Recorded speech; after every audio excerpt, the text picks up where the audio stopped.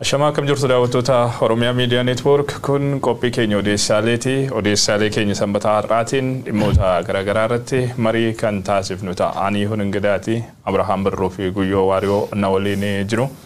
Egaa akkuma baratame dhimmoota garaagaraa kaafnee mari'anna har'aa odeessaalee keenya kanaani. Mee Abrahaam maal qabna? Ajenda keenya jalqabaatiin uummati Oromoo Walloo kan naannoo Amaaraa keessatti argamu godina adda saba Oromoo Walloo jechuudha. Dhiibbaa guddaa jala jira. Uummati kun barootaaf dhiibbaa guddaa jala turuusaa namuu quba qaba. Ta'uti garuu erga humnooti Tigraay godinaalee Amaaraa kaaba Walloo kibbaa godina adda saba Oromoo akkasumas Waagimraa fi Gondar kaabaa keessaa ba'anii as dhiibbaa guddaa jala uummata jirudha. Suuraa fi viidiyoowwan godina adda saba Oromoo Walloo keessaa ba'aa jiranis hedduu suukkanneessaadha. Ajendaan keenya jalqabaa kana yeroo baay'ee kan irraa fudhan. Ya agenda lammeessootiin ataakarooni mootummaa fi warra amantaa ortodoksii gidduutti ordof jidduu dhalatee lubbuu nama galaafate jira. Namooti lamduu dubbatama. Kan maleellee finxaaleeyyiin Amaaraa magaalaa Finfinnee keessatti jeequmsa gargaraa yaamicha maama saba walitti buusuu amantaa da'oo godhachuun waan adda addaa raawwachuuf yaalii gargara godhuu jiranii maaltu dudduub jiru waan jedhullee irra dubbanna. Tole dhimma kanas bal'inaan ilaallaa gara xumuraatti immoo gahee diigumsaa Eertiraa fi Isaayyaas Afwerqiin siyaasa Itoophiyaa keessatti taphataa jiran maal fakkaataa waan jedhu gabaabsinee kan waliin ilaallu ta'a. Egaa odeessaalee keenya har'aa haga xumuraatti akka hordoftan isin affeerra daawwattoota keenya kallattiidhumaan gara dhimmoota har'aaf qabanneetti kan ceenu. Egaa dhimma Walloo kanarraa haa kaanu uummanni Oromoo Walloo keessumaa kan godina addaa saba Oromoo Walloo naannoo Amaaraa jalatti buluudhaaf dirqame keessa jiraatu yeroo ammaa dararamaa ulfaataadha kan keessummeessaa jiru. Dhalli namaa ola deemaan dargaggeessi adamfamee rashanamuu irratti kan argamu guyyaadhaa gara guyyaatti taateen garasii dhagahamu baay'ee hammaataa ta'ee yaaddessaa ta'ee jechuufiiti kan jiru. Egereen hawaasichaallee yaaddoo guddaa keessa bu'ee jira jechuudhaaf hin danda'ama adeemsa amma deemamaa jiruun. Keessumaa akkuma Abrahaam jalqaba irratti kaase waraanni Tigraay fi humnoonni yookaan waraanni adda bilisummaa Oromoo waraanni bilisummaa Oromoo Tigraay humnoota Tigraay waliin ta'uudhaan erga godinichaa to'atanii turaniin booda humnoonni Tigraay gadi lakkisanii bahuu hordofee haalli godinichatti mudatee jiru hawaasichaaf balaa ta'eeti kan jiru. Qaamoleen garaagaraa kallattii adda addaatiin irratti fuulleffatanii jiru. Mee kana haa ilaallu jalqabarratti. Dhimma kanarratti dhalattooti Walloo guyyoota darban keessa kaampeenii godhaa turanii ajjechaan hidhaan uummata Walloo irraa dhaabbatu kan jedhu. Haa ta'u garuu ajjechaa fi hidhaan uummata kanarraa dhaabbataa hin jiru. Namni kumaatamaan hidhamaati jira. Godinaalee naannoo Amaaraa akka Shawaroobiit naannoo Amaaraatiin alas immoo Affaar keessa bakka Awaash Arbaa jedhamutti hawaasi Walloo kuma hedduu lakkaa'amu hidhamee akka jiru dhageenyetti jirra. Shawaroobiit magaalaa jedhamtu magaalaa godina Shawaa Kaabaa kan naannoo Amaaraa keessatti qofa dhalattoota Walloo gara 2,000tu hidhamee jedhan odeessaarraa arganneeni. Awaash Arbaa keessatti immoo namooti hidhaman gara 3,000 caaluu kan jedhu dhagayeetiin jira. Suurawwan argitan kunneen illee gochoota suukkanneessaa uummata Walloo irratti raawwatamaa jiran keessaa kuni tokkodha. Namoota harka duubatti hidhanii rashanuun bakkeewwan garaagaraatti mul'ateeti jira. Namooti amma xiyyeeffannaa guddaa jala jiran tokko qeerroowwan dargaggoota dhageettii qaban maanguddoota suurawwan kabiroolee agarsiisjiitu hoogganoota amantaa ustaazota ulamaa'ota akkanumallee namoota dhageettii qabanii fi miidiyaa hawaasaa irratti barreessan akka ta'e dhalattoota warra odeeffadheetiin jira. Viidiyoowwan suukkanneessaan kunneen ajjechaawwan suukkanneessaa naannoo sanatti ta'aa jiranidha. Namoota nagaa ka maleellee caasaa bulchiinsaa godina addaa saba Oromoo Walloo keessa warri turan amma warri duraan turan jechuudha hidhamaa akka jiran dhageenyeeti ka jirru kuni baay'ee addissaadha. Uummati kun uummata naannoo san keessatti uummata maayinooritii ta'e lakkoofsaan xiqqaa ta'e gara miileenaatti histiqa aksuwalii lakkoofsa xinnaas jechuun baannu dhiibbaa hama jala jira. Qaanii tokko malee caasaan bulchiinsa mootummaa naannoo Amaaraa miseensoti Faanoo poolisiin naannichaa addababaayitti namoota yoo rashanan argaa turre viidiyoo arabanii namoota yoo dorsisan laalaati turre wanni kun baay'ee siyaaddeessaa xiyyeeffannaa waan argatee hin jiru sadarkaa mootummaa federaalaatti illee jechuudha. Yaa akka waliigalaatti wanni bara waggootan 3-4 bar bulchiinsi Dr. Abiy Ahmad Oromoo irratti ta'e gocha Adolf Hitler Nazi German Holocaust irra raawwate adda baaseen ilaalu jechuudha. Mootummaan Dr. Abiy Ahmad waan tokko akka dhaadannoo tokkaan akka bulchiinsa keessatti manifestoon mootummaa bulchiinsa Abiy Ahmad keessa nu argin keessa mirgijjeesu poolisootaaf warqawwee qabu kenname Oromoon guyyaa guyyaan akkana dhumaa jechuudha. Kun waa waggaa 3-4 dabre. Practically daawwachaa turu waan taateef amma yoo namni du'e yureef nama kan laalloo munutti hin fakkaatu bakka yaayuu naf godhannee jechuudha. Desensitize yaayuu maal jedhan adoodne jirraa jechuudha. Akka sabaatti adoodne jirraa jechuudha. Uummata Oromoo illoo kana rakkoonni kee jiru image godhuu hin dandeenye akkanumatti lafa kaane maal jedhanii namni bakka jaldeessi gaaraa qubatu jira beektaa olla jaldeessaatti midhaan facaafattee jaldeessi maaliif oobruutiyyaa na jala nyaataa jechuun dandeettu. Uummati kun inni arraba ilkaan jidduu ta'ee jira. Uummati Oromoo walloo arraba ilkaan jidduu ta'ee jira jechuudha. Armaa qaam dhibiittaleer armaa qaam dhibiittaleer yoo rabbiin ta'ini yoo rabbiin hin birmanittinii fi I think carraan isaa is going to mal jedhan ethnic cleansing waan jedha waan irratti xiyyeeffatan fakkaata baay'ee nam gaddisiisa bara Oromoo bulchaadhaan dargaggooti Oromoo namni afaan Oromoo dubbatu obboleeyyan isaa akkasitti harka duubatti jedhanii dargaggeessa egeree biyyaatiif gahee guddaa taphachuu danda'a akkasitti galaafachuu jechuun sadarkaa mootummaan Dr. Abiy Ahmad addunyaa irratti akkamitti yaadatamu waan jirti daawwachiisa. Kanaafuu uummati rakkoon uummata kana ol fakkeenya qaamna dubbanna malee namni kumaatamaanidha jira halkan guutu reef nama waraabessi nyaatee bineensi nyaatee arguu jiranii awwaalallee argachuutti hin jiranii dhugaan uummata keenya jira kan fakkaate jechuudha. Waan nama gaddisiisudha hawaasni kun marfama keessa jira jechuun nama dandeessisa gam tokkoon diinummaan humnoonni Amaaraa uummata kana irratti qaban baay'ee hammaataadha. Gama kan biraatiin ollaadhuma isaanii kan jiru gama naannoo Afaariin illee haalli jiru haala gaarii miti akka dhageenyutti darbee qaamni mootummaa addatti irratti fuulleffateeti kan argamu. Bee haalli godina addaa saba Oromoo Walloo keessatti mul'atu maal fakkaataa waan jedhu jiraattota irraa dhageenye walitti haa deebinu. Walloon ayyaa obboleesso akkana jennee muraasni danda'amu dubbachumaaf moobaayilii keenya kan sodaanna namni warra keessa rakkate nama harka qulqulluuti kan amma kun haga ammaatti lubbuun isaas dhume haga ammaa dhume jiru kan ammoo manadhaa jiru wanjal tokkuma dha fayyadamee taa'aa jiru kun furmaan hin jiru ati dhuguma rashanaan kun ni jira guyyaa tokko gara nama naannoo 20 kan fedhanii torbaan darbe immoo gara nama 3 kan fedhanii jiranii rashanaan numa jira dhuguma uummanni immoo akkanumatti hidhamee beelaan dhugugamaa jira beelli ni jirti mootummaa irraa wanni kennamuuf hin jiru. Bakki isaanitti rashanaman intalee jedhaniin bildira guddaa jira achi jala geessaniiti kan rashananii nama 19 achi 20 achitti ajjeesanii 9 achumatti geessaniituma ajjeesanii badii tokkoon qabu jarri kun oromummaa isaanii qofaaf yoo ta'e malee badii qaban jee wanni yaadu hin jiru akka nama tokkootti uummanni kun mata badii qabu miti jarri waan kana godhaa jiru hijaa Amaarota bahu jiran Amaarota duraan wal lolaa ture san ija isaanii san bahaa jiranii Oromoo mata balleessuu fedhuudhaan kan ka'e malee wanni tokko jiranatti fakkaatan jenne bakkoon isaan fuudhan kun hedduudha naannoo Kamisees magaalaadha Dawwee baadiyyaa keessaa naannoo Baatee aanaa Artummaa Fursee aanaa Dawaa Caffaa kanneen keessaa hunda guuranii aanaa Jillee Dhummuugaa keessaa illee guuraniiranii waliigalatti ati waa'ee godina akka ta'e jala jirtu hundi isaanii kan afaan Oromoo dubbatan kan gosaan Oromoo ta'an kan gandaan Oromoo ta'an qofaadha. Isaan keessa sabaaf sablammiin biraa tokko hin jiru. Osoo Amaaraa wajjin jiraannu kan dhume kun hundi Oromoodha. Sababa tokko namni dhiyeessu hin jiru namni isaan wanjala sun dhufee itti dhiyaatee wanjala kanaafin qabsise jedhee nama dubbataa tokko maal nageenyeeti akka namni beekutti. Faannoos ta'ee kan haa ta'uuti waliin ta'anii tokkumanni makkalaakaa jenneetuma qabanna. Isaanis yoo ta'e kan deeggaree fidee dhufe jumlaadhaan isaan deeggaree kan fidee dhufe makkalaakaadha malee wallootti liyyuu hayliin leenjisamee seenee hin beeku faannoon leenjisamee qofaasaa seenee hin beeku kan inni qabatee dhufe humna mootummaatiin deeggaramee kan dhufedha walumaa galatti humna makkalaakayaatti jeetuma qabata walloon akkasaatti waaqa tokkichaa fi nu malee namni hin jiru amma humna keenya ol eegate mootummaadha mootummaan dandeenyu rabbumaatti kadhanna jeetuma uummanni qaruma waaqa qofa garagale malee garritti furmaata tokko kana fullaawwanni jedhan tokko hin jiru. Ergaan an dabarfadhu akka saba Oromoo akka saba bal'aa keenyaatti biyya hundarra jira biyya alaa ta'ee biyya keessaa kan jiran ni jiranii dhimma walloo kana callisanii ilaaluu hin qabanii dhimmi walloo kun miidiyaan keessa hin jiru miidiyaan isaaniif iyyataa hin jiru ka biyya keessaas ka biyya alaattis FB'dhaanis ta'u waan fedheen waa'ee walloo kanarratti callisuu hin qabanii bakka jirurraa Oromoon Oromoodhaaf lammiif yoo kan jedhu ka jiraatu ta'e lammiidhaaf ka jedhu lammii isaatiif har'a girmachuu qaba akka nu dirmatu jeeti iyyannaa kan dabarsu.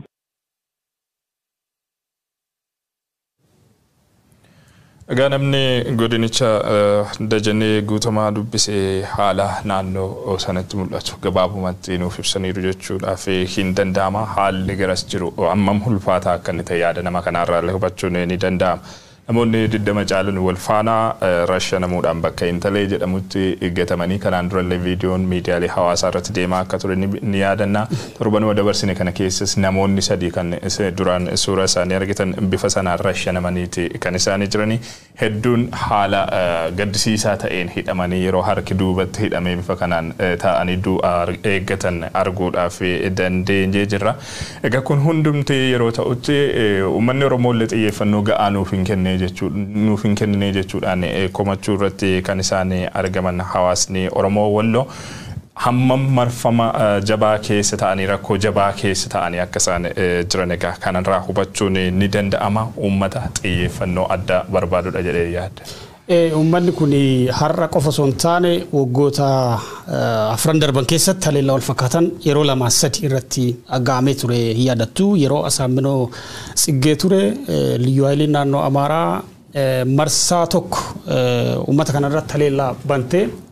Oneg yookiin Shanee barbaanna maqaa jedhuun haleellaa guguddaa turratti raawwatamee gama guguddaa kaffalee bara darbees yeroo mootummaa naannoo Amaaraa magaalaa Xaayyee fi naannoo sana jedhee iyyaa ture karaa miidiyaasaa haleellaa marsaa lammaffaa uummata kanarratti raawwatamee ture. Suuraawwan as keessatti argitan keessa akka malee immoo hunda caalaa gaafii guddaa sitti ta'u nama misirroo tokko argitanii turtanii namni sun amma hidhameeti jira. Kuni hooggana amantaa barsiisaa amantaa beekamaadha. Naannoo sanatti nama dhageetti qabanii irra caalaa warri amma namni kuni armaan dura Awwaash Arbaatti hidhamee akka ture dhaga'ee ture. Yeroo dhiyoos garuu amma eessa akka jiru akka hin beekne dubbataa jira maatii fi warri isatti dhiyoo jiranii. Dhumarra suura kana gara dhumaarratti immoo nama misirroo tokko argee turre. Misirroon kuni Ali Said jedhama. Itti gaafatamaa waajjira bulchiinsaa fi nageenyaa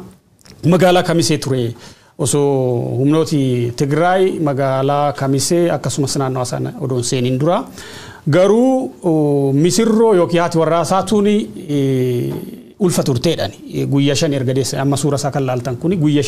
5 har'a guyyaa 5ffaadhaan erga deesse isii dhiiseen deemuudhe hoogganooti caasaa bulchiinsa godinaa yeroo gara Finfinnee fi naannoo biraatti baqatu maatii koo dhiiseen deemu jedhee achi tureedhaan amma humnooti Tigraay naannoo kana baanaani yeroo caasaa mootummaa hundi baqatetti ati maaliif as turte jedhanii hidhaniidhaan. Hibboo sitta waan nama naannoo sanatti ta'aa jiru. Humnooti Amaaraa nama ajjeesuu saamuu whatever wanni isaan hin goone jiru naannoo sanatti viidiyoo waraabanii nama bifa sukkanneessaan ajjeesaa turanii nama du'etti illee yeroo dhaadataa turan viidiyoo irratti argaati turre wanni isaan godhaa jiran tokko haaloodha. Haaloo armaan dura ummati kuni gaafa wayyaanee naannoo sana seentu maaliif wayyaanee wajjin dhaabattan kan jedhu ummati eenyu waliin dhaabateen turre beekali. Haaloodha jibbiinsa sadaffaa irratti immoo weerara lafaati ka barbaadan lafa godina addaa saba Oromoo jedhamu kana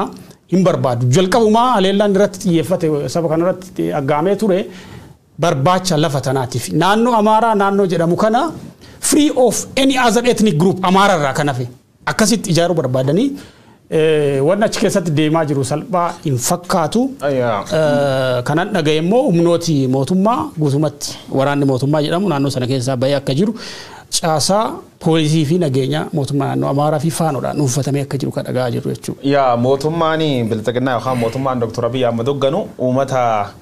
nama bakkitti baqata dhabii maatiitii birturen man baqannee mootummaan war baqat kana beesse ittiin gurratti I don't know waan akkasii hojjechuu danda'an jedhee yaada ragaan qabu malee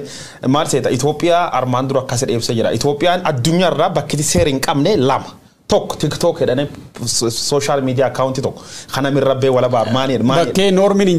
hin jirre lammeessoon bakkitti normiin hin jirre aadaan hin jirre seeriin hin jirre dhugaan hin jirre Itoophiyaa dachi addunyaan beekirra talamaa wal fakkeesse khaasaa jechuudha. Kanaafu Itoophiyaan biyya seera hin qabne is a lawless state biyya saada hin qabne biyya dhugaa hin qabne biyya safuun keessa godaan biyya mirgi jeesu warqawwee qabuuf kennam keessatti waan adda eeguu hin dandeenye. Maaliif fixan uummata Oromoo Walloo waan jedherra waan afran tokko kaasuu barbaada. Uummata Oromoo Walloo waan irratti xiyyeeffatanii fixuu jiraniif tokko jib Oromummaarra qaban irra kakay Oromoo yeroo suniif maal gooti nami yeroo tokko nami jibba hama qabu namsu yoo fiizikaalii qaamaan hin argatini televiziyoonii farra piikcharii safa nam tokko ka jibbi taate foto safa tarsaaftaa jechuudha jibbi soolaanoo ka qabaata amma maal godhani bakka Oromoo taani akka garee amma uummata Walloo godhan kana dhufanii fiizikaalii miidhuu hin danda'an Oromooleen akka danda'u fittisa miidhuu jiru garuu kasaan fuulii harkisaanii kee jiran kasaan marsanii jiran Oromoo Walloo waan taateef jibba Oromoof Oromummaarra qaban uummata Oromoo Walloo rabbaanii nu agarsiisuu jira lammeessoo jibba amantaati amantaa kamillee wanne chuufi miti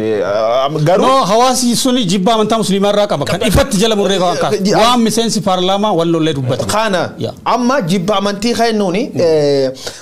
amanta muslima waan ordofu fabaati kunini guutuma guutuut amanta teen fudhachuu qabdan jedhani xiyyeeffannoo keeggalchani wanni uummata Oromoo Walloo balleessuu jiranii miidhuu jiraniif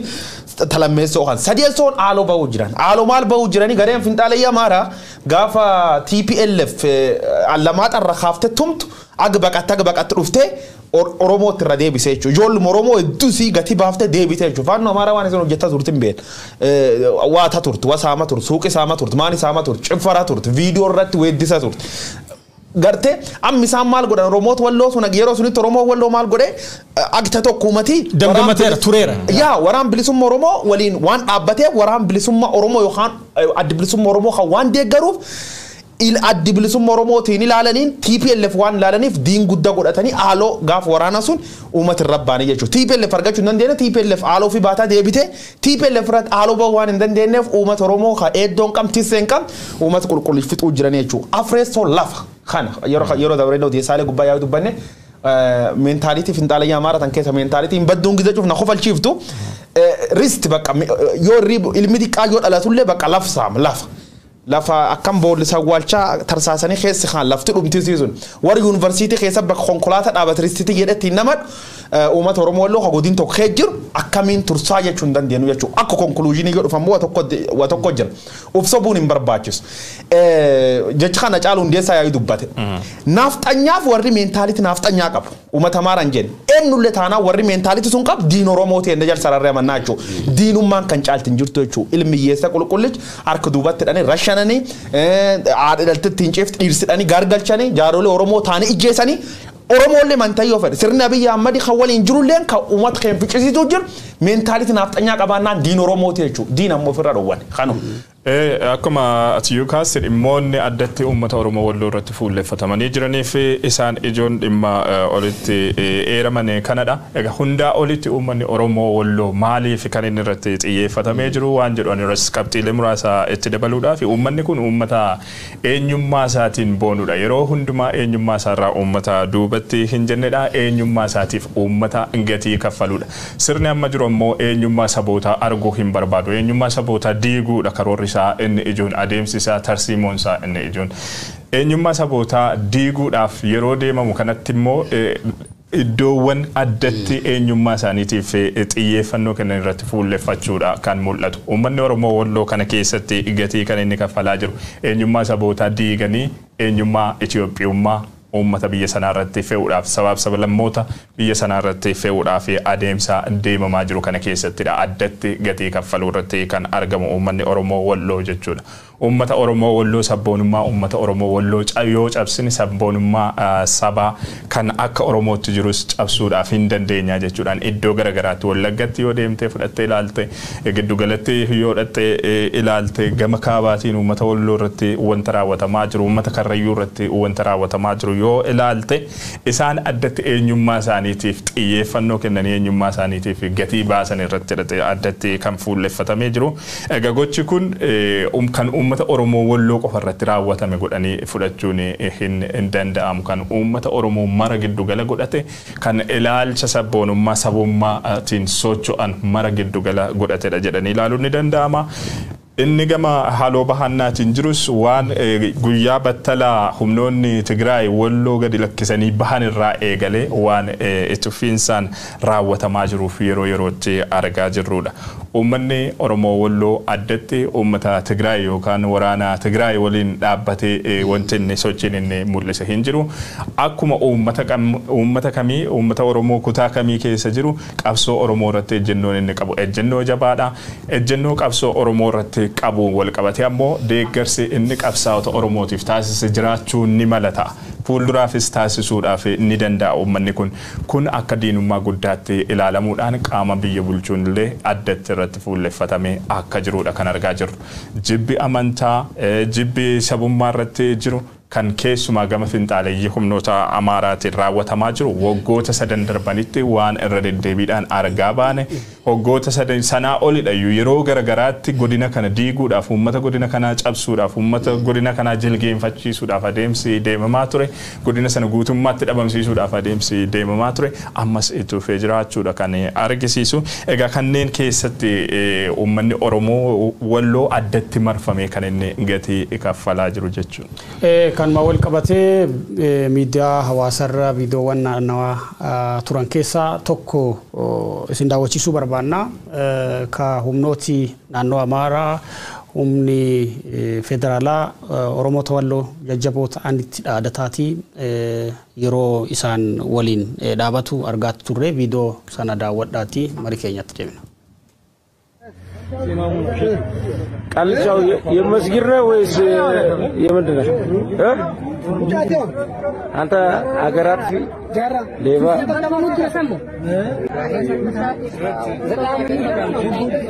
ይሄ ቶሻ አይደለም በዳ ነው። ቶሻ ሜከና ወሊ ወራና ተብታ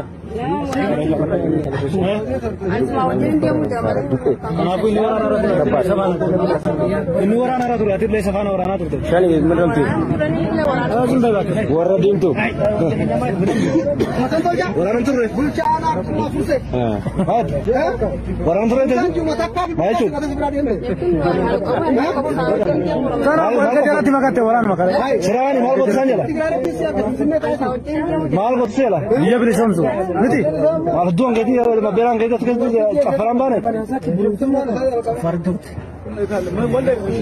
ये बात अंदाज था ना पूरा अगर मैं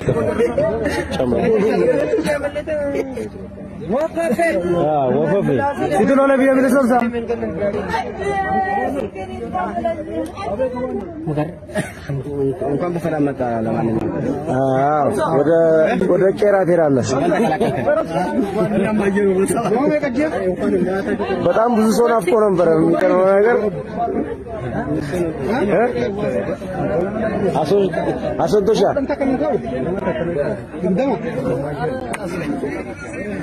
የተታዘ በቃ ሌላው ቢል ጉበርቴ ታይቀው ስንት ሰው ገላል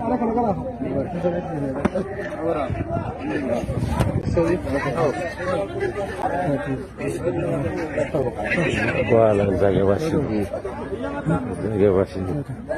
በደንብ ምናምን ትሉታላችሁ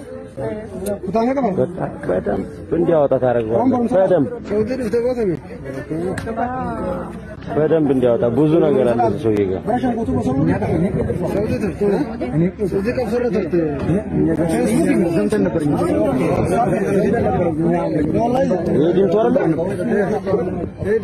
ዲዶ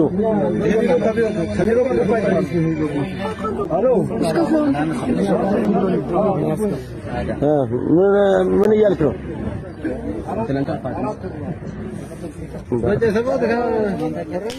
Egaa viidiyoo kana warri waraabee miidiyaa hawaasarratti tamsaasu isaanuma qaamotuma nageenyaa mootummaati. Viidiyoo kanarratti warri afaan Amaariffaan dhageenye akka jedhanitti warri kun qaama federaalaa yookiin makalaakaa ta'uu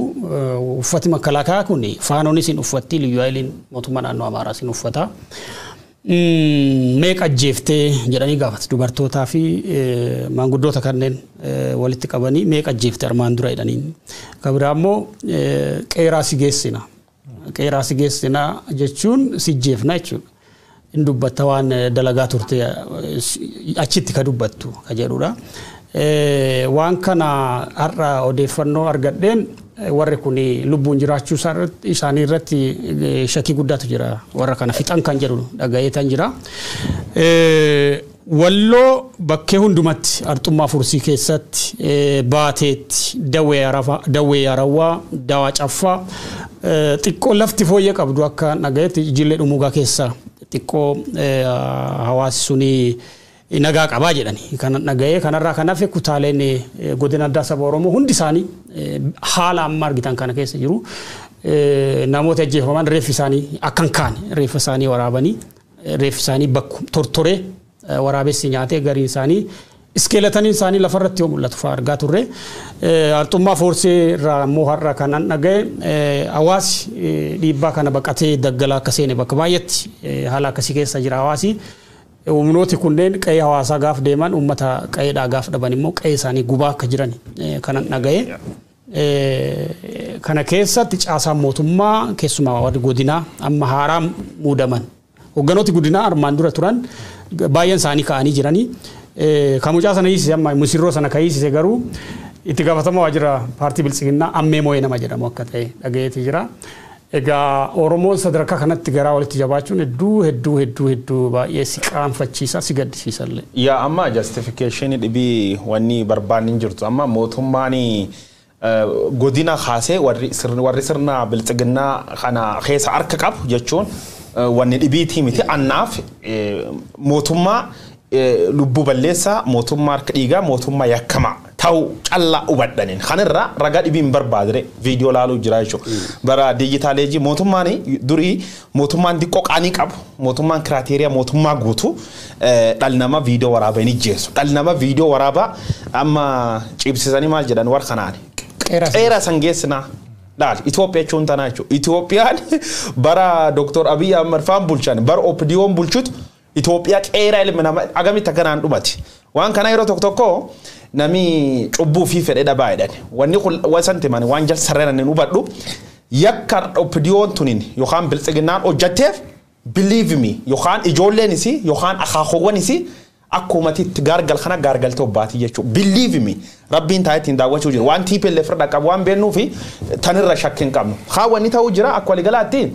mootummaan Dr. Abiy Ahmed uummata duguugee bulchu karoorisa yoo mootummaan akkasii nangoo gubbat turu seena keessa illee hin jiru jechuudha. Seena keessa illee hin jiru hin jiraatullee garuu karoori mootummaa kana maali uummata jilbiiffachiisee ijjeesee sodaachisee shororkeessee bulchu. Waan kana armaan duraa dubbadhe atani poolisii yookaan humna tokko yookaan raayyaa ittisa tokko qaamsee eegsisu yoo inni dhufe seer jara uffati inni uffasuuniif seer nam seera itti harka kennata miti warra kanatti amma akkamiin harka kennata warra qabettiin si dhaadacha si jees akkamitti kenna diinaa jechuun waan kan beeku irra qaqqabuun hin barbaachisu waan qabduun ofirra dhoortaa jechuudha yookaan ofirra haata ofirra loltee lol keessa duu qabdi malee warra kanaati harka kennu jechuun tokkoffaa qalma of dhiyeessuu jechuudha namsi qaluuf qophaa'ee dhuuf ha qabettiin seeraan adon taane humnaan si gaafatu waan dandeettuun ofirra dhoorta uummati Oromoo mootummaa jedhee dhumuun qaba waan kan jala sarara dubbachuu jira mootummaa abbootii gadaafitu ka viidiyoo waraabana mijjees ka uummata kumaatama ammalidhaatti buuse qalu mootummaa miti naaf mootummaa miti kiraateeriyaa mootummaa jedhan hin guun kiraateeriyaa mootummaa diqqayyoommaan jastikkaa godha kiraateeriyaa mootummaa diqqayyoon tadhuma nagaa uummata tissu misoomallee nuun kennin manallee nuun jaarin barnootallee kennin fayyaallee kennin mootummaa liitil wanni inni uummata isaati godhu qabmaan nageenya uummata tissu mootummaan Dr. Abiy Ahmed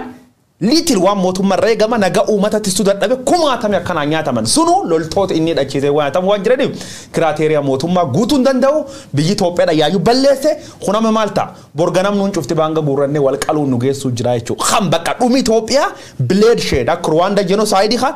oolte bulti malee abbaan fedhe adoo Yesuus Kiristoos gubbaa dhufetti hin involve godhe Itoophiyaan seebiin taatu jechuudha. Dhiigi warra kanaatti gargalee balleessuu jira jechuudha. Kapteen inni biraan carraa kanaan kaafnu kan silallee jiraatanii godina Walloo kaasanii uummanni kun ajjeecha hidhaa fi dararama qaama mootummaa akkasumas diinota samarsanii jiraniin irratti raawwatamuun addatti beelaaf illee saaxilamaa jiraachuudha kan isaanii kaasanii hawaasni guddina sana beelaaf saaxilamee gama sanaan illee rakkoo jabaa keessa jiraachuu wanti inni isaan nuuf kaasanii ni jira. Egaa uummanni kun marfameeti kan jiru uummanni Oromoo Walloo addatti xiyyeeffannoo barbaadaa kan jennuuf gama kaabaatiin akkasumas gama dhihaatiin gama kibbaatiin humnoota finxaaleeyyii Amaaraa kibbaatiin kan inni marfamee jiru gama bahaatiin haalli jirus keessumaa hidhattoota Affaariin wal qabatee haalli jiru gaarii akka hin taanedha odeeffannoon garasii argataa jiru kan mul'isu. Diinaan marfameetii jechuudha kan inni jiru marfama kana keessatti gatii guddaadha kan inni kaffalaa jiru gama kan biraatiin qaamni mootummaan garasitti bobbaasus bifa ammarraa dubbataa turreenidha kan inni hawaasa sana dararaa jiru waan ta'eef uummanni Oromoo quba qabaachuu wal dhagahuu danda'uutu irra jiraata sagalee waliif ta'u yoo wanni biraa illee sagalee nuuf ta'aa jechuudhaan miidiyaalee Oromootti illee wanti isaan dhaammatan ni jira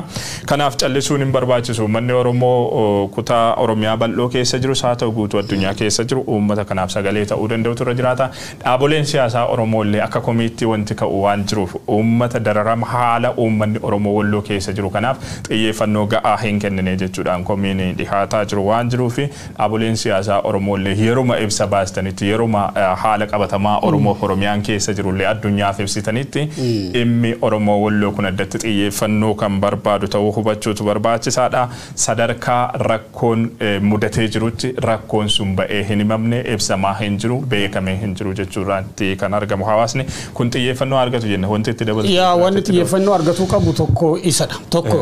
uummati keenya kutaa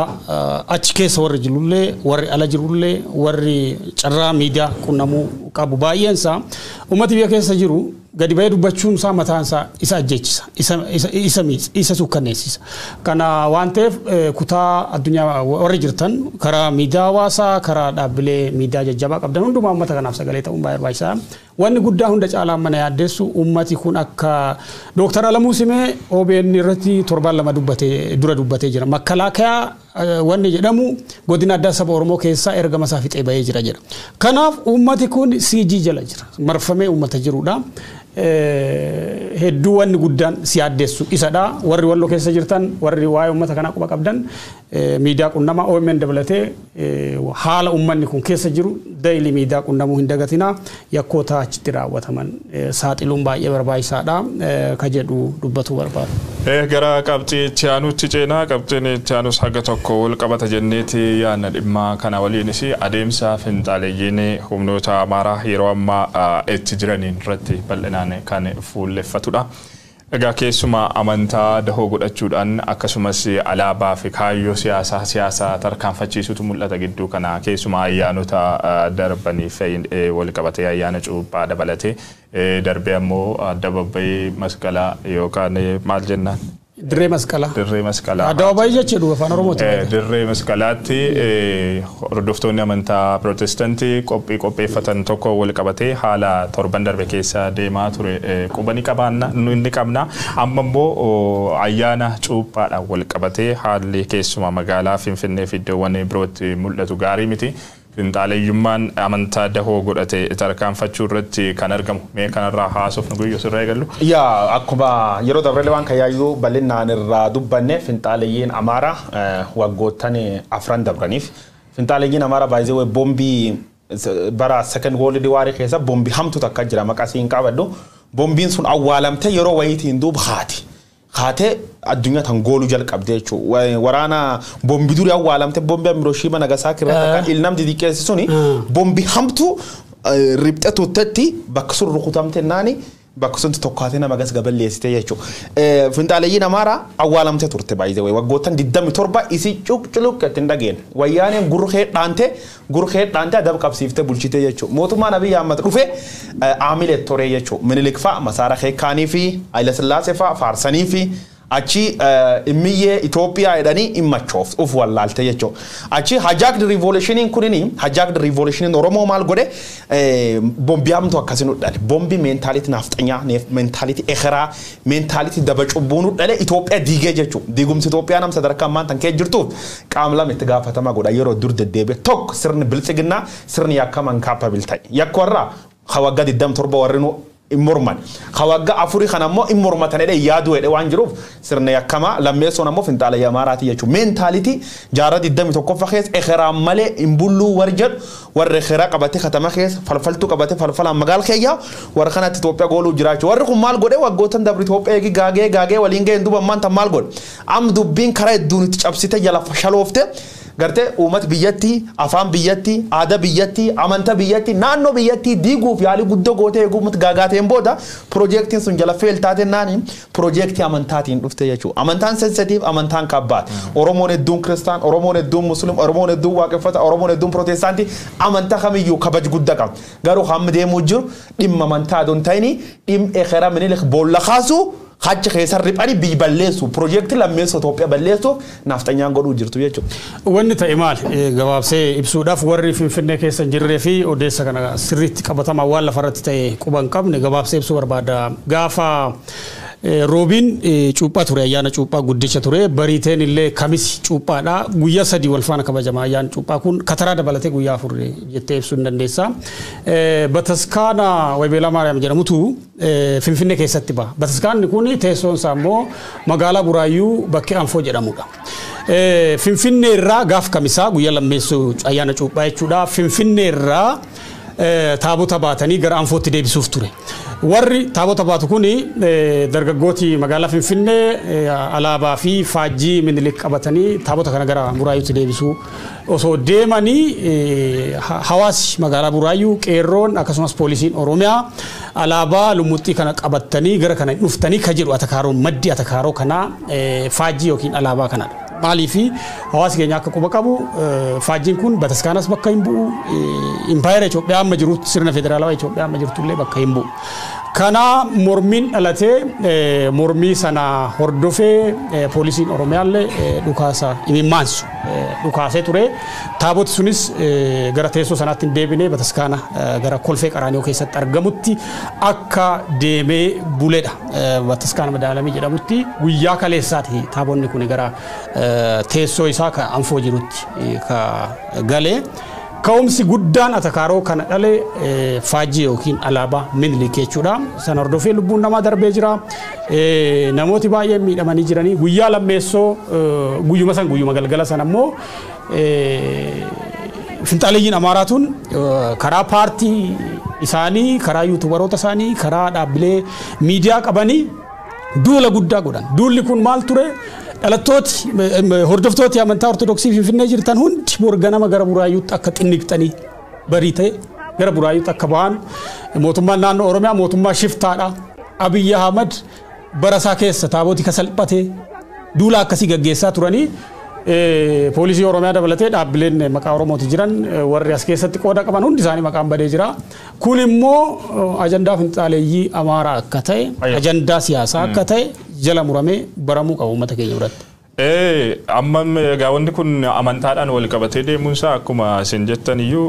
dhimma baay'ee of eeggannoo barbaaduudha saal tokko tokko biyyattiillee gara hin malletti geessuu danda'a jedheetanii kana yaadu. Manni amantaallee of sakatta'uu danda'utu irra jiraata. Keessumaa manni amantaa ortodoksii bataskaanni ortodoksii baay'ee of sakatta'uu danda'utu irra jiraata dhimma kanaan wal qabate.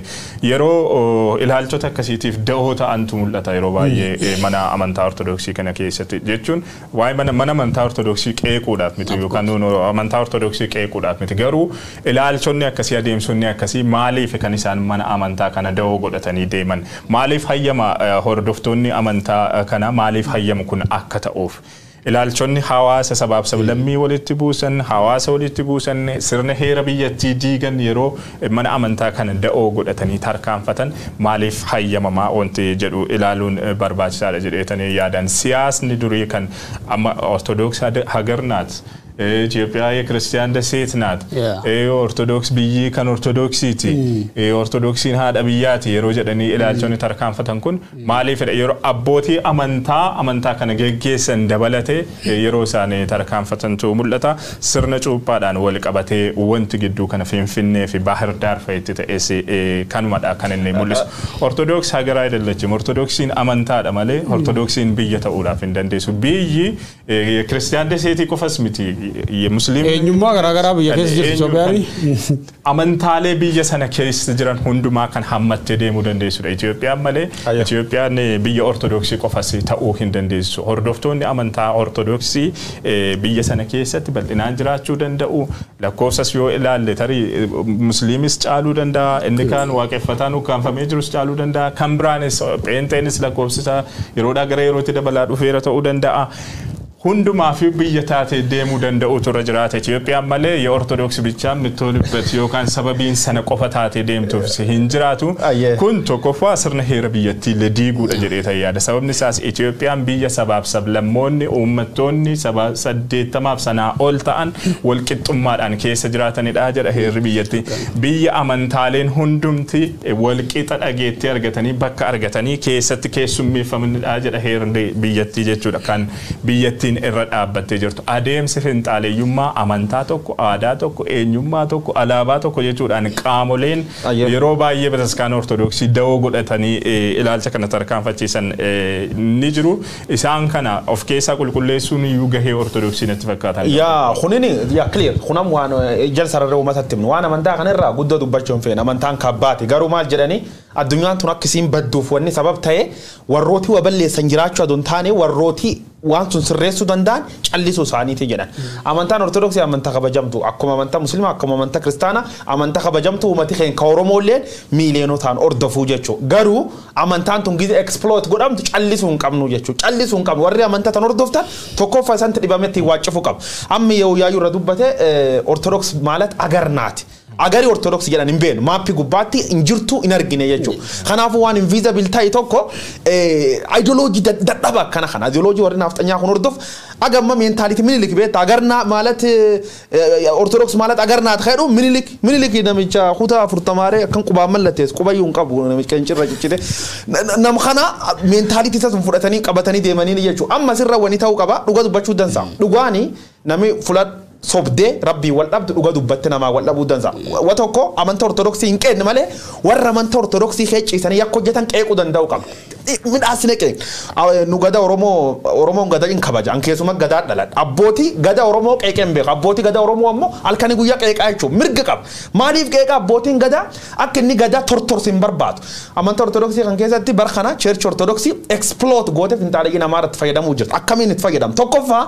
waraan Itoophiyaa keessa babal'ata namooti wal balleessaniif gayeen church ortodoksii yookaan warra keessa dhokate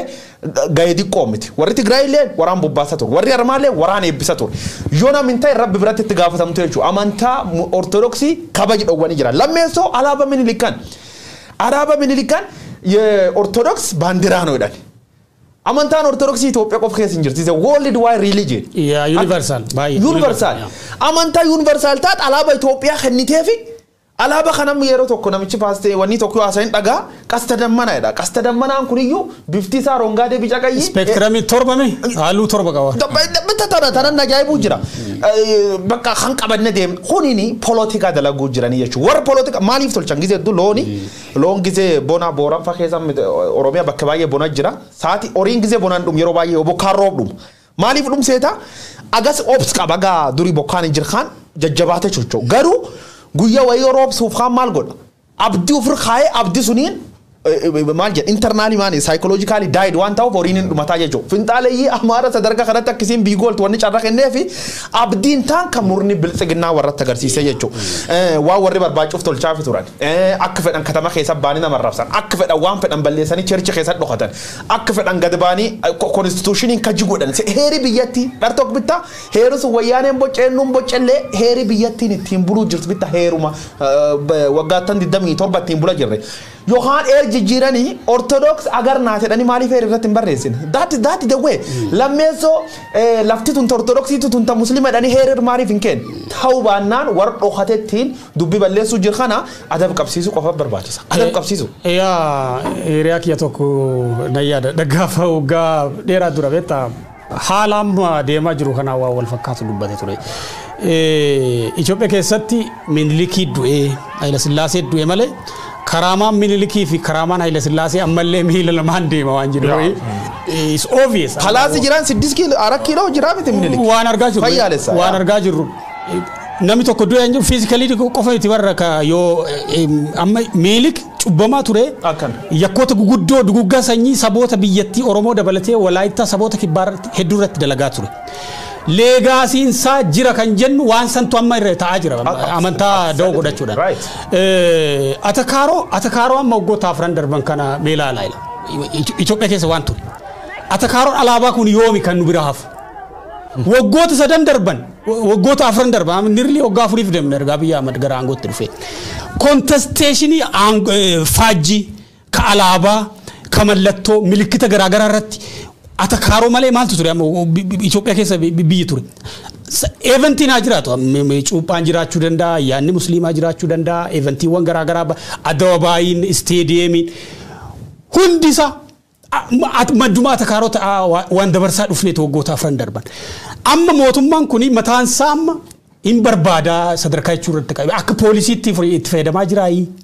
jechuun jalqabeen maaliif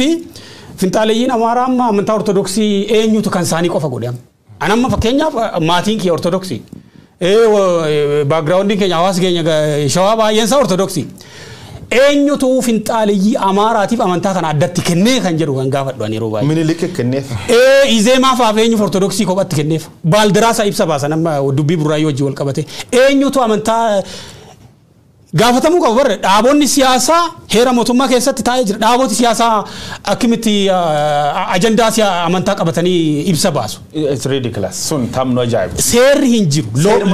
lawless state taatee jirti kana wajjin wal qabate qondaalli mootummaa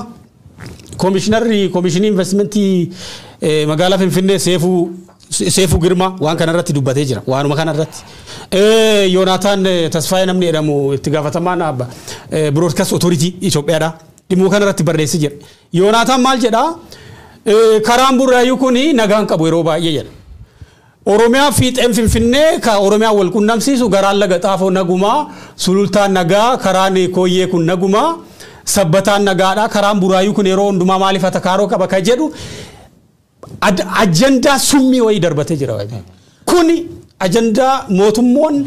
finxaaliyya akka kana caasaan mootummaa yoo nagaa barbaade ummata gidduutti atakaaroon akka dhalan hawaasa gidduutti harmooni yookiin nageenya akka jiraatu barbaade finxaaleeyyii caasaa mootummaa keessa teessee ajandaa amantaa ajandaa nafxanyummaa ajandaaf miiliki tarkaanfachiiftu tana qulqulleessuu danda'u qaba waan godhan falfaltu akkam godhan seeta falfaltu nama maajikanya falfaltu hamaamtu jira Afrika tan kee maal godhan seeta mob justice itti kenna mob justice murtee uummata itti kenna murtee uummata keessa tokko falfaltu sun qofni jeesan mani sillee waliin gubanii jechuudha because falfaltu yoo fidoota illee falfali warra hojjeessummaan sun keessatti hafaa jechuudha Itoophiyaa keessa adoo finxaaleeyyiin Amaaraa tuniin guutuma guutuutti structure federaala keessa illee diigamte mentalitiin tuni ittoon fufti jechuudha mentalitiin tun mentalitii wagga baay'eetti hojjetame achitti ijaaramee jechuudha waggoota maboo warri kuniin Minilikii maboo Haile Sillaasee maboo bitta aganum wabayee fi leegaasii warra sun itti fufsiisuuf gonnedha Abiyyi Ahmad ganni sadeen dabree Itoophiyaa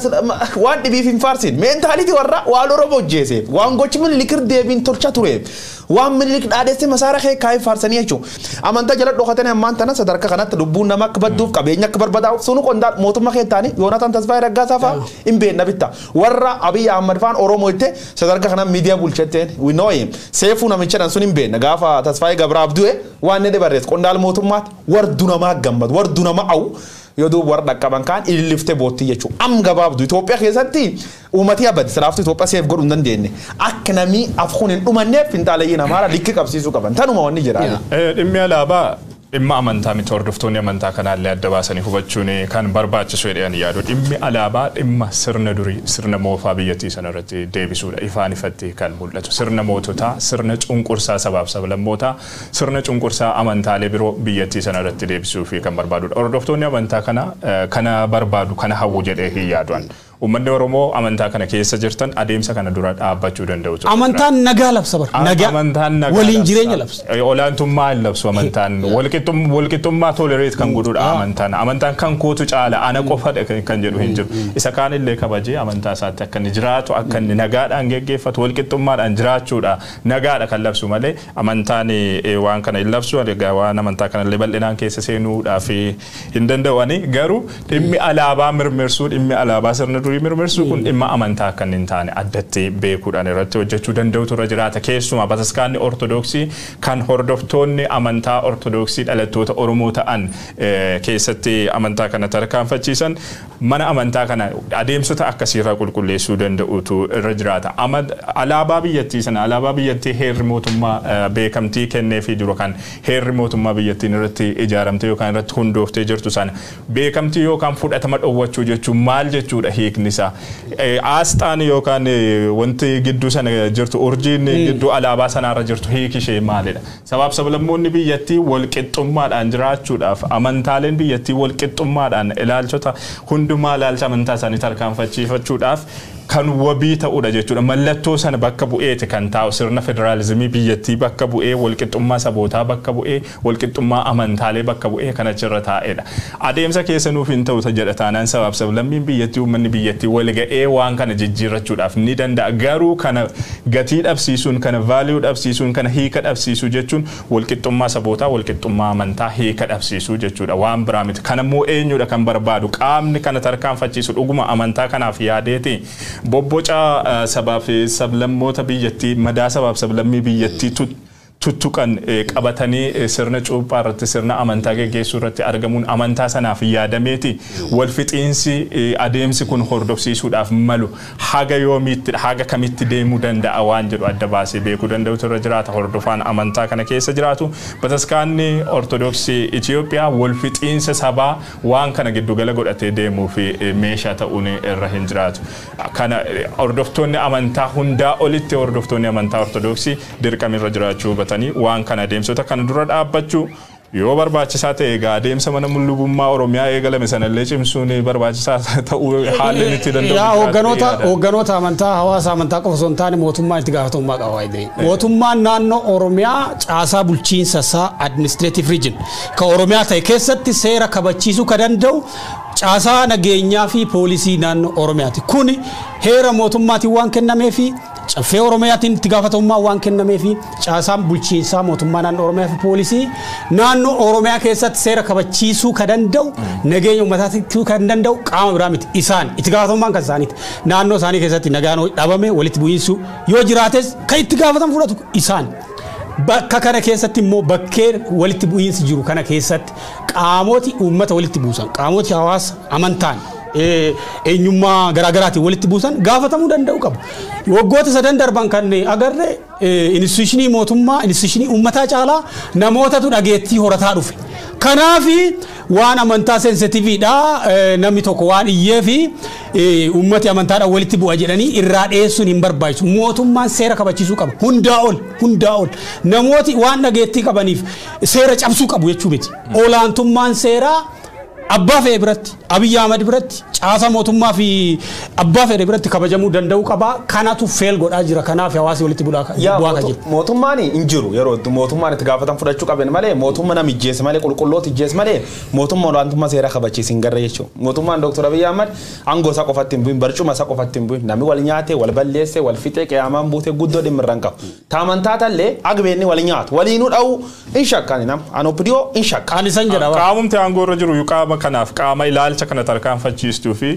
special privilege waan kennu natti fakkaatan ilaalcha addaa waan kennuuf bakka addaa waan kennuuf yeroo isaan ilaalcha kana tarkaanfachiifte jedhanii ilaalcha faallaa heera biyyattii tarkaanfachiifte jedhanii seeraan itti gaafataman hin mul'atu yeroo isaan madaa sabaaf sablammoota biyyattii madaa uummata biyyattii tuttuqxan uummata biyyattii gara wal fixiinsaatti gara wal waraansaatti oofaa jirtu jedhamee yeroo qaamni mootummaa irratti tarkaanfii fudhatus gocha kanarraa dhaabsisuudhaaf yeroo deemamus hin argine nuti kaleessa tarii kaleessa dheengadda wanti buraayyuutti ta'e kun kanaa wanti wal qabatu waa hagi ta'e hagi muraasni jiraatus Finfinnee keessatti hagama akka isaan adeemsa kana tarkaanfachiisaa turan ifaan ifatti argaati kan jirru waggaan sadan darban waggoonni arfan darban ilaalcha kanaaf baay'ee mijataa ta'e kan argamu wanni tolchanii jiran warra mootummaan amma confidence hin qabu wanni hin qabam namoota lamatti ijjeefameedha ni burraayyuu gabaasaa dochuulee ilaalatu namoota lamaan du'an sunii fi mootummaan amma maal jedha qaamoleen federaalaalleen turanii poolisiin oromiyaalleen ture poolisiin federaalaalleen ture dhaqanu darba turanii is practical jechuun qaama qawweedhaatee dhaqa darbu ilmaan oromoo bitamanii dhaa keessatti Facebook irra barreessedhan harka duubatti dhan ijjeesuu jirani armatti yoo dhimma amantaa fuutee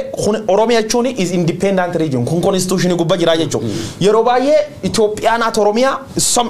seera atman nama dhufte man suni yoo man kiristaana dhufte man muslima dhufte man nama dhufte yoo bitta seera kiyya kophee baafadhi seen jedhan man kiyya siinee yamin kophee kiyyatti man kiseen hundan deettoo seeri ka dhowtaan warri kunin seeraaf kabajin qab seera ka tufachiis mootummaa biibulchuu waan mootummaan hin jireef akka fedhan fattaaluu jirani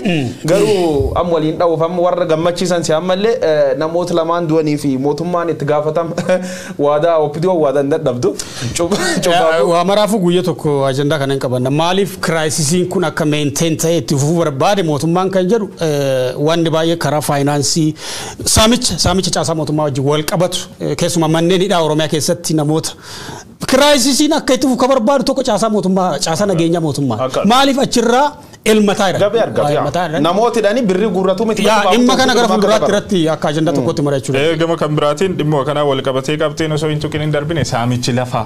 maqaa kanaan raawwatamaa jiru mana amantaa kana dawoo godhatee saamichi lafaa raawwatamaa jiru mataan isaallee kan hordoftoonni amantaa kanaallee dura dhaabbachuudhaaf qabanidha jedhee taneen kanan yaadu tokko amantaa kana yookaan faayidaa amantaa kana giddugala kan godhate miti adeemsi deemamaa jiru ittiin saamicha lafaadha kan raawwatamaa jiru dhimmoonni kunniin xiyyeeffannoo barbaadu sababni isaas yoo bifa kanaan itti fufan gara biyyattii gara wal fixeensa yookaan gara walitti bu'iinsa hammaataatti geessuudhaaf waan danda'aniif jechuudha qabxii isheedhuma gabaabsinee kaasnee keessaa haa baanu egaa yeroo dhihoodhaa as keessuma bulchiinsi Abiy Ahmed erga aangootti dhufee as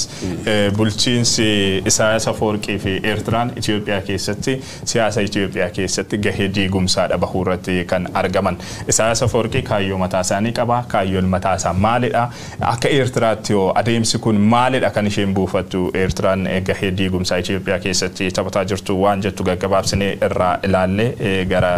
xumuruutti haa deemnu Abrahaam kaleessa dhimma kana irratti waan hojjete qabda waraana Itoophiyaa akkasumas dhibdee Itoophiyaa keessa jiru hiikuun yoo barbaachise Itoophiyaa keessa nagaa fi walta'iinsi dhufu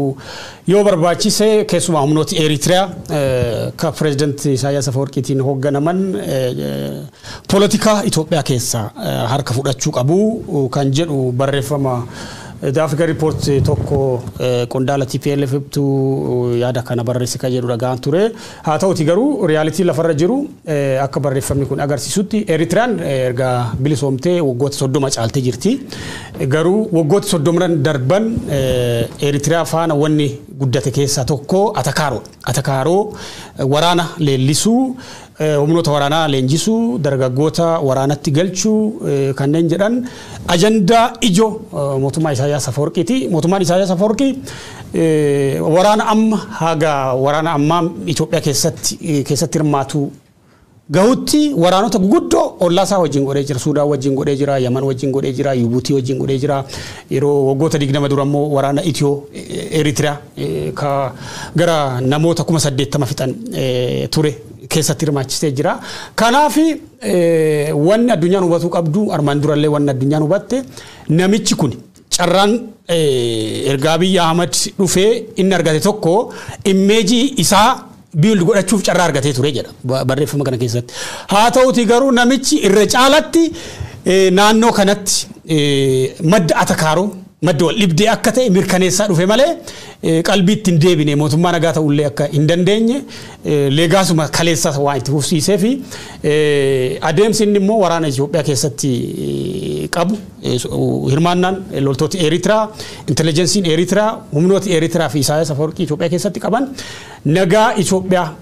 araara Itoophiyaa keessatti fiduu waan hin dandeessifne waan ta'eef Itoophiyaa keessatti nagaan dhufuu kan danda'u at least minimum yoo Isaayyaas Afwerqii harka Itoophiyaa irraa kaasee ka jedhu xinxaloonni jiran. Yaa akka waliigalaatti Itoophiyaan walitti dhufeenya biyyi fi Isaayyaas Afwerqii godhanii for Horn of Africa and Holy Mary jennee fudhachuu dandeenya jechuudha. Abiy Isaayyaas Afwerqii jaalannullee jibbinullee Afwerqii is a de facto leader of Ethiopia. Bulchaan Ethiopia guddaan Ayatollah Baykamani, Ayatollah Khairan Khan, Supreme Leaderin, Ayatollah miti. Ka Ethiopia Supreme Leaderin Isaayyaas Afwerqii jechuudha. Waraan Ethiopia waggootanii gaagam Ethiopia ka waggootan afranii keessa namni dhuunfaan fayyadam waraan Tigraa qofaa miti. Waraan Ethiopia gool keessa namni dhuunfaan fayyadam jalqabirratti Isaayyaas Afwerqii. Lammeessa gubbaatti Khaadiree Abiy Ahmed Bobbaas sirni bilxiginnaa keessatti opidiyoo dullatti fa'a خرا خناتي نور أرجعته جوار خلا ما نفيدم كامل يبين كفيدم إنجيل أبي يوم ما ثاني سوام فيدم نتفقع إسرائيل أفورك مال فيدم يخوي تنتاته ورانو تا قدام خان كذا TPLF وان توكن فيدم haaloo uummata irra dhumate Amaar irra dhuftee haaloo baatee deebitee jirti. Abiy Ahmed ammoo maal godhe aangoo fitifachuuf wanne Itoophiyaa goolee jira. Isaayyaas Afwerqi ammoo milkaa'ee jira jechuudha. Haaloo waggoottan 20 dar waggaa 27 guutu sababii Eertiraan addunyaa irraa adda baateef sababii Eertiraan jibbamteef sababii gargaarsa dhabneef sababii dhaabbileen idil addunyaa cuftinuu gamtuuf Mallas Zeenaawii nutti hojjetee. Amma TPLF balleessuuf karoorfatu malee karoorri isaa Itoophiyaa balleessuu jechuudha. Kaan Itoophiyaa saamuu jira. Isaayyaas Afwerqi jechuun sumuun hin qabu. Horii birri tokko addunyaan hin kennituufi lafti isa bona uummati isa guyyaatti bitta daabboo laakka'ee bitata. Ammaan tana deeninnatiin Itoophiyaa kan cufname harka qabisaa jechuudha. Investimentii durii Tigreen boojitee qabdi kan cuf Tigreen radhanii ammaan tana Eertiraa wanneedha jechuudha. Kanaafuu jakkan fudhate tokkoffaa akka nageenyi Itoophiyaa keessatti hin bu'uun gahee gurguddoo katabachuu jiru Isaayyaas Afwerqi jechuudha. Maal godha mercenarii lubbuu balleessitooti hamamtuun high profile keessa harka qaban cufti Eertiraa ta'uu isaanii ragaaleen baay'een hin agarsiisan. Fakkeenyaaf hooggantoota Amaaraa even dhimma caalu hundeessaa keessayyuu garee warra sun jiraachuu dubbatamaa jechuudha. Shifta akkana tan dubbii tan ta'e fiddee achiin maal gootre. Diinummaan Isaayyaas Afwerqi kallattiidhaan humnoota TPLF yookaan uummata Tigraay waliin haa ta'u malee guutummaan guutuutti hawwiin isaanii guddaan Itoophiyaa diigamte irratti Eertiraa ijaaru waan jedhudha qaba. Abjuu sana qaba namni kunis olaantummaa Itoophiyaan siyaasa gaanfa Afrikaa irratti yookaan baha Afrikaa irratti qabdu sana dadhabsee gara ofii sirna barbaadu biyyattii keessattis biyya isaa keessattis lafa qabsiifachuutti deemuudha kaayyoon abjuun isaa inni guddaan kana dhagaa yeroo ammaa Itoophiyaas Soomaaliyaa dabalatee biyyoota gaanfa Afrikaa baha Afrikaa gaaga'uu irratti kan argamu master mindiin yookaan mataan diigumsa baha Afrikaa yeroo ammaa Isaayyaas Afwerqi ta'eeti kan jiru kana ragaaleen garagaraa xiinxallee adda addaa hayyoonni dhimma kana irratti qorannoo gaggeessan kallattii garagaraatiin kaasaati kan turaniiru abjuu isaa kana milkeeffachuudhaaf Isaayyaas Afwerqi Abiy Ahmed waliin ta'uudhaan Itoophiyaa keessatti wal waraansa hiika hin qabne wal waraansa lubbuu lammiilee biyyattii kuma dhibbootaan gaagahe miliyoonota qeerraa buqqisee biyyattii sadarkaa diigumsaarraan gahe qabsiisuudhaaf danda'ee jira. Abiy Ahmediin akka meeshaatti itti fayyadamuudhaan Itoophiyaa diiguutti milkaa'ee jira jechuudhaaf si dandeessisa Isaayyaas Afwerqi haalli inni itti tarkaanfachiisaa ture jechuudha. Kanuma wal qabatee amma yeroo Itoophiyaan dhiibbaa biyyoota alaatiin isa ta'u siyaasa biyyoota hawaasa addunyaatiin wal waraansa kanatti xumura godheetan keessaa ba'aa jechuudhaaf tattaafataa jirtutti biltsiginnaan illee hammam yaada guutuudhaan ta'uudhaa baatus gara kanatti yeroo dhufuudhaaf hamma tokko mallattoo agarsiisaa jirtutti Isaayyaas Afwerqi yookaan mootummaan Eertiraa adeemsa kana danquudhaaf yaalii garagaraa gochaa jiraachuusaa mariidhaan rakkoon Itoophiyaa akka hin furamne wal waraansi biyyattii akka itti fufuuf adeemsa diigumsaasaa gahee diigumsaasaa ammallee itti fufee jiraachuu haalonni mul'isan danuutu jiru wanti itti dabaltan yoo jiraate gabaabsee makaasuuf galmi namicha kana walama tokko TPLF cabsu TPLF irraa wagootaaf haaloo guddaa qaba bara Mallas Zeenaawii irraa kaasee Isaayyaas Afwerqi kanaaf TPLF sadarkaa humna jabaa taatee siyaasa Itoophiyaa keessatti hirmaachuu hin dandeenye irraan ga'uu hawwii akkasii qabaa ka jedhudha. Lammaffaan immoo Federeeshinii Itoophiyaa diiguu kana dhiyoo kana televezyiinii Eritiriyaa gubbaatti dubbatee jira. Sirni federaalawaa Itoophiyaadha uummata biyyattii hin fayyadu. Sirna kana immoo TPLF tu fidee jedhee yaada namichi kun waan si gaddisiisa. Kanaaf Federeeshinii Itoophiyaa diiguun maal akka hordofsiisuu danda'u immoo ifadha. Itoophiyaa xiqqoo Itoophiyaa salphatte barbaada namichi Itoophiyaa salphatte irratti immoo Eritiriyaa jabduu ka King Bakerii ta'ee baha Afrikaa kana keessatti inni keessa socho'u yookiin inni olaantummaa irratti qabaatudha.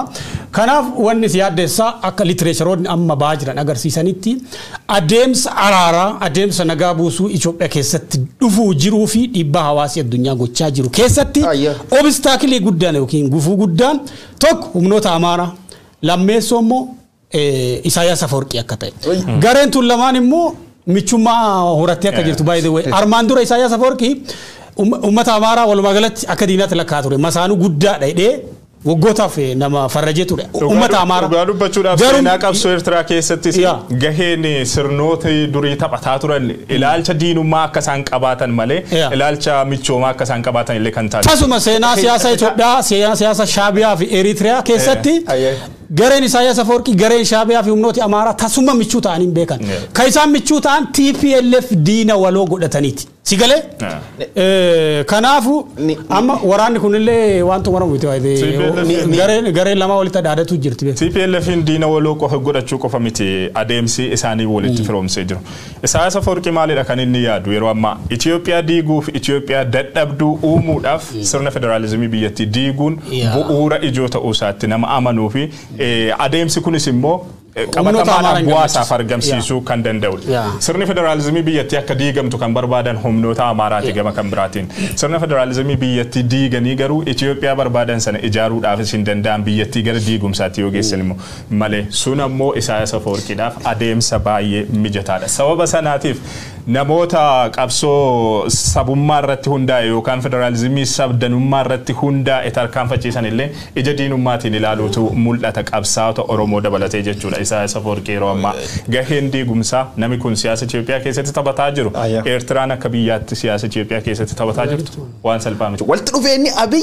Isaayyaas waliin godhe addunyaa guutuu addunyaas fayyadu warroota qulqulluu warroota waggaa baay'ee firoottan Itoophiyaa ta'an kanneen akka Ameerikaa kanneen akka Awurooppaa hedduu wal dhabee Isaayyaas Afawarqi nama addunyaan qolleeffate nama uummata biyyattii gaagaay yakkama hama addunyaa irra baay'ee Minilik fa'aa waliin kompeer goos malee nama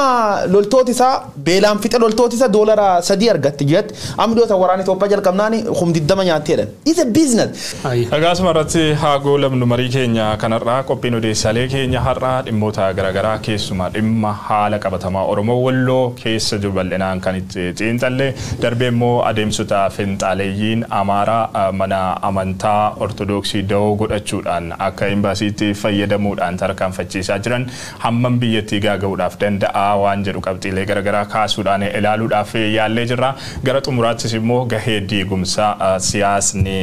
Isaayaas Afawarqii tarkaanfachiisaa jiru Itoophiyaa irratti geessisaa jiru ilaaluudhaaf yaallee jirra. Ani yoon ingidaan ture Abrahaam Birruu fi Guyyoo Waariyoo waliin turre. Isinis waan waliin turtaniif galatoomaa odeessaalee keenya kibxata dhufuutiin walitti deebina. Yeroo gaarii.